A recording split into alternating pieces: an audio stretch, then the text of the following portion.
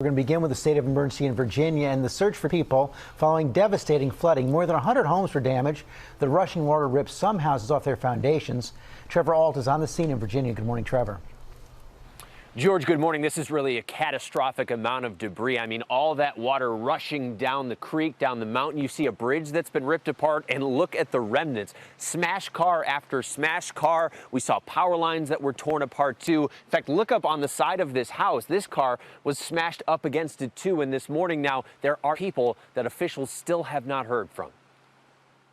Overnight, a desperate search for people still unaccounted for after flash floods ripped through western Virginia. Houses in the road, and it's just a mess. The governor declaring a state of emergency in Buchanan County after 6 inches of rain fell in just 90 minutes. This pickup hanging on a riverbank, its windshield shattered.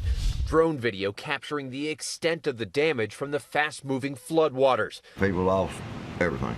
At least 100 homes suffering severe damage, many lines of communication knocked offline. We were stranded in the house. The water kept coming up. First responders say accessing homes in the remote area has been a struggle for search and rescue teams.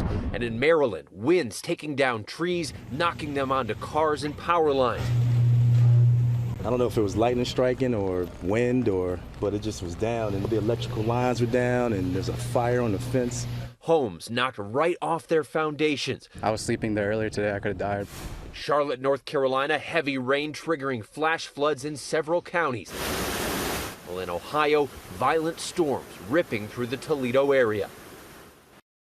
And officials stress that those people who are unaccounted for are not considered missing. This is a difficult area for communication, especially with all of these power lines being knocked down. They stress so far there are no reported fatalities, but of course they are looking for all of these people. George? Trevor Ault, thanks very much. Let's go straight to you. Ginger, where's this headed? So one of the main factors in this is that it was in Appalachia and it was a stalled front, meaning it is moving super slowly. So it's not headed very far very quickly. Let's start with where we were talking about here. It's right along that state line of West Virginia and Southwest Virginia. There's the stalled front and how it was positioned when this happened. This is again, more than 24 hours ago at this point, and those training thunderstorms roll over that front that does not move. It's in the name, stalled. What's happening now is this thing's going to push to the south. Virginia, you will be good to go. You're going to have plenty of dry air to clear out, but Amy will talk about where it's moving next and who's got all that heat that is in part fueling these storms.